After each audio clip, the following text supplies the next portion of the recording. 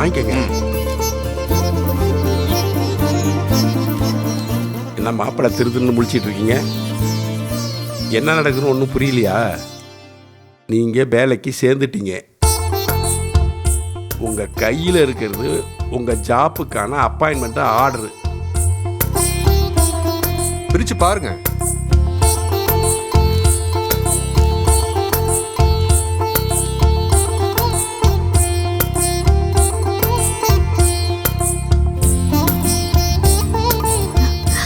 அப்பா, நிஜமாவே வேலை கிடைச்சிருச்சாப்பா? சொல்லி கூட்டிட்டு வரலீங்களா? இன்னைக்கு கிடைச்சிடும்னு சும்மா சொல்லி கூப்பிட்டு வந்தேன். ஆனால் உறுதியாக எதுவும் சொல்லலை.